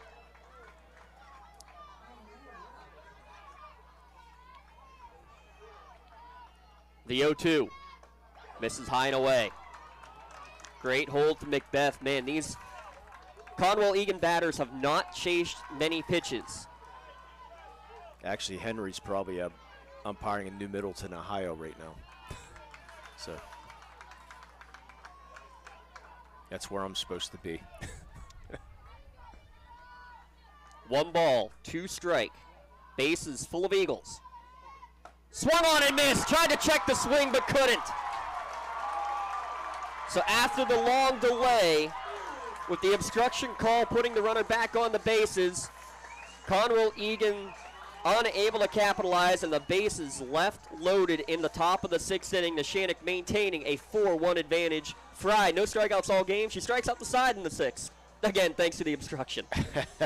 Wow, what a big part of this game. Incredibles. We'll go to the bottom of the 6th inning with Neshannock leading 4-1 here on the Lawrence County SportsNet. Powered by LCAP. Today's broadcast brought to you by the Lawrence County Community Action Partnership. If you or your child are interested in participating in group activities with other youth, LCAP offers so many fun and educational programs to support your children and other youth as they transition from childhood into adolescence and into the teenage years. How about the Learning Tree Child Care Center? Quality child care services available for kids between the ages of 6 weeks all the way to 5 years old. And we can't go without talking about the ACTS buses. All they do to move you forward. If you want to reduce your travel expenses, contact ACTS, ACTS, to sign up for a variety of programming and potential subsidy for trips for individuals with disabilities and citizens over 65 years old. And even families just needing help with rides to work. Or it may be getting your child to daycare while you work. Check them out, the ACTS buses, part of the Lawrence County Community Action Partnership. At $6 a gallon, good deal. Does sound like a pretty good deal to me. Yeah, doesn't it, though? So we do have a pinch hitter coming in now. Finally, Kaylee Smith. She'll now get her opportunity. So Smith, the pinch hit here in the 6th, and again, she was written down in the book before that last inning technically ended. I didn't see her stats on the year. That's what I was looking there for. The 0-1 pitch catches the outside corner, 0-2. Yeah, this is my first time I got to see Kaylee this year. Kaylee Smith, 308 hitter on the season. All singles, no extra base hits on the year for Smith, who got the start in the state first-round game, but she swings through this pitch for a 3-pitch strikeout. Hunter Newman sick with the flu in that first-round game. Smith stepped in at first base and had a couple of hits in that game. But instead is strikeout victim number 3 of the day for Alana Cesar. Katie DiMuccio will now step to the plate. 1 down, the 9-hitter fists this one right back through the box for a 1-out single. Didn't get all of it, did DiMuccio, but got enough of it to get it past Cesar and past the outstretched glove of Molesky. Yeah, that umpire meeting was brought to you by the Ponston Insurance. Just like the umpires go to their interpreter for needs in their discussions, that's what you get at Ponston Insurance. They put the attention to things you own so you can devote your attention to ones you love. Ponston Insurance, love the life you live, worry-free. Infield will play back, so another good bunting situation here. She's free swinging, though, is Nalia Nogue, top of the order. She fouls it into the screen down the third base line. Because in softball, it's tough to get that out at second base when you have a bunt in the infield, so. Said Erilyn 1 for 3 in the day, as you said. Had the bunt single in the fourth. Nalia, excuse me. Nalia. She's free swinging and drives this one into the gap. This will be extra bases potentially. Trying to go first to third. Here comes the throw, and it will be not in time. And the ball got away for a moment, but DiMuccio will stay at third. You want to call that a single or a double lead? Did she advance on her own, or was that because of the throw? She would have advanced on her own, but there was a runner in front of her, so I have to say single, if you know what I mean. Yeah. They put extra bases up on the scoreboard, but we know how that works. Either way, it's back-to-back hits for Neshannock, now with 9 in the game. Well, let's our score over here is going to give her a double. I'll give her a double. I'll go with that. Yeah. Erilyn Nogue now to the plate. She's been hot the last 2 rounds, 2 for 3 today. Called strike 1 on the outside corner. Conwell-Egan defense now will have to play in on the infield with second and third and 1 down. Erilyn drives this one towards center field. Coming on and making a sliding catch is the center fielder, Katie Brennan, and the runner's unable to advance. Brennan, that's the kind of plays that you've seen from her all year long. Lee, you saw one where she went through a fence to rob a home run earlier in the playoffs. Yeah, but that was not good base running there by DiMuccio. You're taught to stay on third base until that ball's caught, because she's going to score no matter what, because the player coming in and sliding on that play. But a great play by Brennan, as you said. 2 down, Fry out of the plate, pops this one up down the first base line, but it will go out of play. But DiMuccio was probably about 6, 7, 8 steps. You had to go back to get that tag, and unfortunately could not do it. Of course, that ball was shallower too, but still. At least you had that opportunity. Yeah. But it was a great play, but you knew when that ball was hit, Brennan would probably get there. 0-1 to count, Fry at the plate, 2 in scoring position. Strike 2 called. Fry trying to add to that team high in ribbies on the season. But now it's down 0-2. Yeah, you feel semi-comfortable with 4-1, a lot more comfortable if it's 6-1. Cesar delivers the 0-2. Swung on and missed by Fry. Got her to chase down low. Back-to-back strikeouts for Fry and her at-bats. Second strikeout of the inning for Cesar. Leaves 2 runners stranded in scoring position. Last chance time coming for Conwell-Egan when we return. Today's broadcast presented to you by LCAP. It's the 2A championship on the Lawrence County SportsNet. For more than 120 years, people have been relying upon Martindale-Hubbell's AV preeminent rating to select their attorneys. If you're involved in a workers' compensation situation, you should do the same. LGKG has been AV rated for over 40 years. Has your child's early education slowed down or even paused due to the pandemic? This is crucial time you can't get back. LCAP can keep your little learner on track for success. We have options for working and non-working parents with in-person childcare and age-appropriate virtual learning to keep them busy and engaged. Parents, don't hit pause on early learning. Lawrence County Community Action Partnership can jumpstart their future. Learn more at lcap.org. And again, today's broadcast brought to you by the Lawrence County Community Action Partnership. Such great programs. How about the Emergency Rental Assist Program? ERAP has helped individuals impacted by COVID with rental assisted and other related housing expenses over the past 3 years. Check them out if you need help paying the rent. Go to lcap.org and see how the Emergency Rental Assistance Program can help. Top of the 7th inning, Neshannock with the 4-1 advantage. And it's 8-9 one-hitters due up. These first two batters are going to be crucial for Neshannock to get through quickly. Yeah, it looks like we have a pinch hitter coming for Conwell-Egan. Number 13 is sophomore Liana Bresnan. And she's the captain on the bowling team. Won a couple PCL, the Philly Catholic League teams from the bowling team. I was trying to find out her scores, trying to find an average or something like that, but they did not get that, but still impressive enough. So Liana Bresnan pinch hitting for Lily Maluski. We didn't mention Lily Maluski. She was actually ejected in the semifinal game for using an illegal bat. First pitch misses upstairs for ball one. It was just a bench restriction, basically, so it doesn't carry that suspension that most of your ejections carry. But now she sits on the bench with the pinch hitter, Bresnan, trying to get on in the top of the 7th. Strike one. Evens the count at 1-1. Yeah, I forgot to mention her sister Ange is part of that bowling team also. Wish we had a bowling team in high school. The 1-1, swung on and missed. Yeah, we had intramural bowling. That's about it. Now you get quite a few bowling teams in the WPIBL now. By the way, Nativio did re-enter out in right field. Here's the 1-2. Ground ball right side. Giordano takes the worm burner, flips it over to first to get to Hunter Newman to retire the first out of the top of the 7th. Neshannock 2 outs away from their second state championship. Hey, you have bocce up in Lawrence County. Yeah, the bocce program has begun. We got to cover a couple of unified bocce matches. 2 outs away. Molly Maluski, the 9-hitter, steps to the plate. She's first pitch swinging and drives one to left field. Sinking liner caught with the basket catch by Malaysia. 2 up, 2 down. 1 out away are the Lancers. Malaysia got a good jump on that. She was unsure, do I basket, do I not? What do I do? And then finally made the basket catch. Top of the order, Ange Bresnan. One of the 2 seniors on the team, the only one in the starting lineup.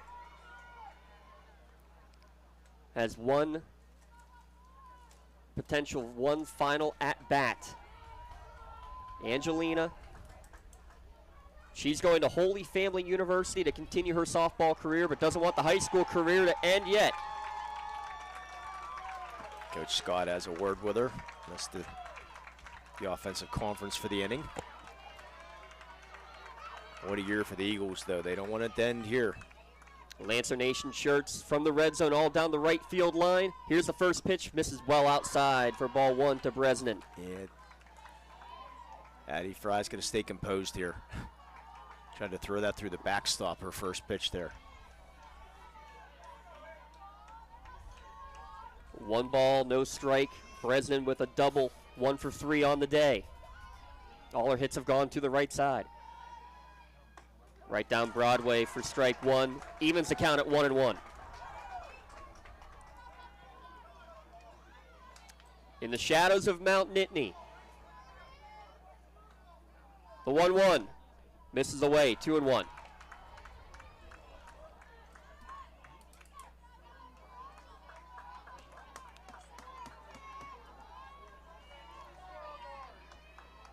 Fry checks the wrist coach and now delivers the 2-1. Driven again to the right field, but right at Nativio, who squeezes it for the final out. The perfect season is complete. 26-0 and Class 2A state champions. Neshannock 4, Conwell-Egan 1.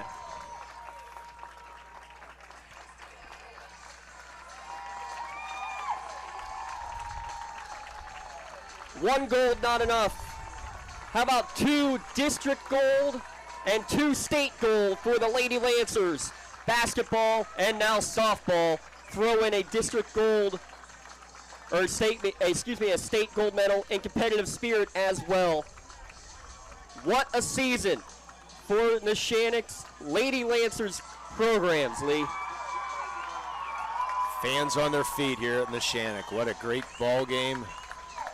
Teams will now congratulate each other, but boy, what adversity, what a great season for this Neshannock Lancers and this whole school district here in Neshannock.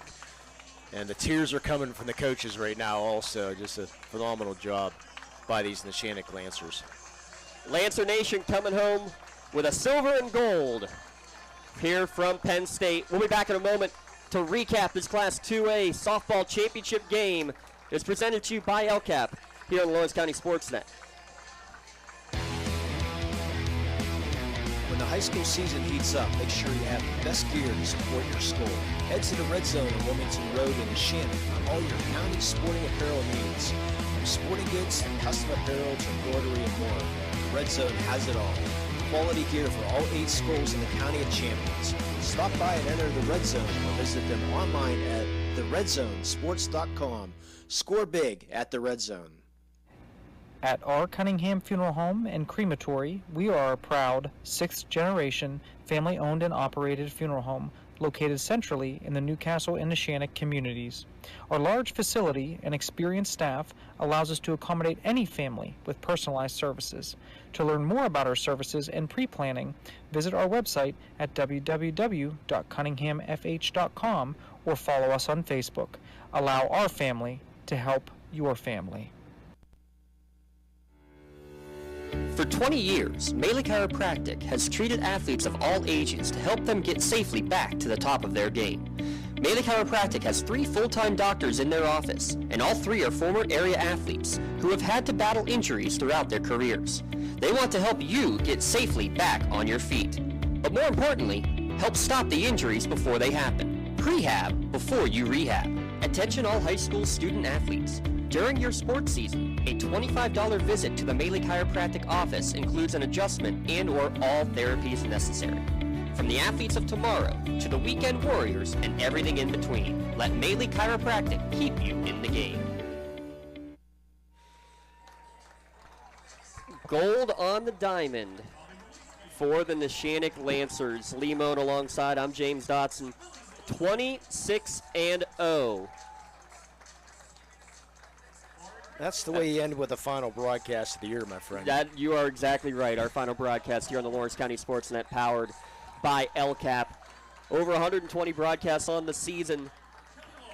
Not too many more special than what we've done these last 2 days with the state championship broadcasts for Neshannock baseball and softball. And Lady Lancers capping it off here with the 4-1 victory over Conwell-Egan.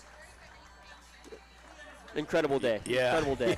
Congratulations to Conwell-Egan, though. I mean, they gave a great fight. First ever District 12 team to make a softball championship. They really gave a great effort here today and had their chances. Bases loaded in the first, bases loaded in the 6th. Couldn't score in either one of those opportunities. Their only run coming in the 3rd inning, but they had their chances. But credit to Addie Fry and the Neshannock defense for holding things down. Yeah, Neshannock scored 2 in the bottom of the 1st inning. The 1 run you scored in the 3rd for Conwell-Egan that you just mentioned was on a Katie Brennan single, advanced all the way to 3rd. But then the next batter, Cesar, hits a ground out to short. Brennan tries to go home on the throw and is gunned out at the plate. Would have been a tie game if she was able to slide in there safely, but was thrown out by about 4 or 5 feet. That play right there, Lee, keeps it a 2-1 Neshannock advantage. And for that reason, that's got to be our Maley Chiropractic play of the game. Yeah, without a doubt, it has to be, because they said if they get that game score, it's a tie game. So I want to thank Maley Chiropractic. The play of the game to who you want to give it to? The catcher, pitcher, I think the play as a whole. We'll figure out the shirt situation later because we got him coming next week, girls. Don't you worry. The 6.52 putout, I believe it is, right? 6.32. 6.32 putout. So honor that for the play of the game. Each player or players will receive a customized T-shirt courtesy of Maley Chiropractic. Chiropractic in recognition of today's play of the game. Video of today's play of the game will also be featured on the Triple I High School Sports Network standout platform on Twitter and Instagram. To view today's Bailey Chiropractic play of the game and the full list of this season's top plays, go online at lcsportsnet.com. Click on the play of the game. Congratulations to our 6-3-2 putout for today's play. Bailey Chiropractic play of the game. Let Bailey Chiropractic keep you in the game. And that one certainly did keep Neshannock in the game, kept them in the lead until the 5th inning, where Newman with a 1-out double, her second time on base on the day, and freshman Gabby Quinn drives an 0-2 pitch deep over the left center field fence to triple the advantage, 4-1 at that point after the 2-run home run. 2 for 3 on the day with that 2-run home run. Gabby Quinn, the freshman, is our LCAP Player of the Game winner. Lawrence County Community Action Partnership proud to present today's Player of the Game award to Gabby Quinn. She will receive a customized t-shirt as well, courtesy of the Red Zone, in recognition of today's Player of the Game. Congratulations, Gabby Quinn. The 2-run home run, your Player of the Game, brought to you by LCAP, changing lives. What a great moment here. Erilyn Nogue getting another. Nelia Nogue getting another. Hunter Newman getting another gold medal. Talk about a golden family. Hunter Newman, thank you for waking up the Nogue sisters each and every trip on the buses. Been a lot of fun following this team throughout the course of the season. And both of these schools are graduating one senior from their starting lineup. That is absolutely phenomenal. It would not surprise if you could see this potential matchup coming up again in the future years. As the medals being handed out, there's Barb Kennard getting her second medal of the weekend. And you said, what's the 7th time, I believe, in history that teams go undefeated to win a championship. That's what Neshannock has done here today. And get that goal, get that trophy presentation now coming. Look at that picture right there with a big hug. Erilyn and Nelia and Father Don. What a special moment. There's the trophy. Hold it up high, Lady Lancers. You are state champions for the second time in school softball history. Final score, Neshannock 4, Conwell-Egan 1. A couple quick thanks we got to give to all of the producers, all the camera workers we've had for all of our video broadcasts throughout the year. Learning on the fly. Aaron Vigiano, Dom Summers, 2 of our main producers, Joe Morozak, helping out throughout the course of the year as well. Everybody running the cameras, Hannah and Rachel Bowen, Rob Nattell, Christian Cassie, Ashley Haltala, so many fantastic people working behind the scenes. Lee Moan, can't say enough about him. Tim Continenza, well, forget about him. Yeah. I know he's listening. Yeah. So forget about my brother Jay too. No, we'll not forget about Jay. He stepped in so many times throughout the course of this season. Mark Means in the baseball season. How about Bob Orquist, Corey Campano helping out during hoop season. Randy Gore a few times. Just everybody's so great. Got to give a shout out to Jen Elliott and to Tom Scott with LCAP for all they've done to make this a success. And what an incredible first year it has been on the Lawrence County SportsNet, powered by LCAP. Lee, and guess what? We're about 2 months away from doing it again. Yeah, let's take a break, enjoy a little bit of time off before we start preparing. But thanks for all our sponsors again for making this happen.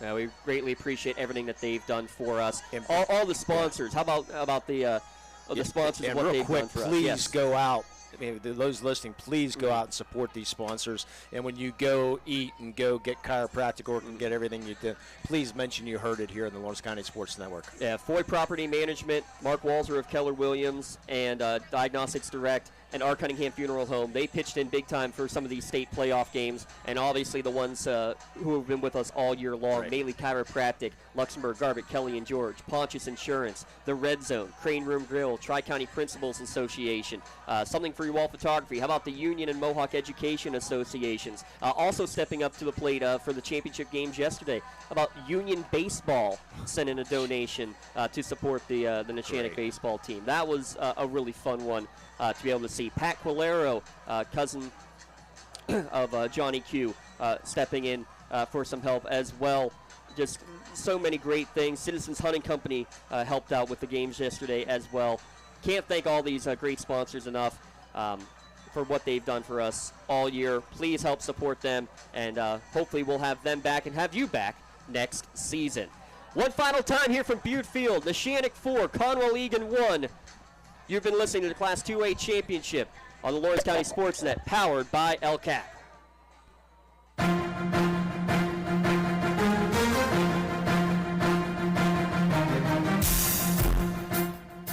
This is the Lawrence County SportsNet.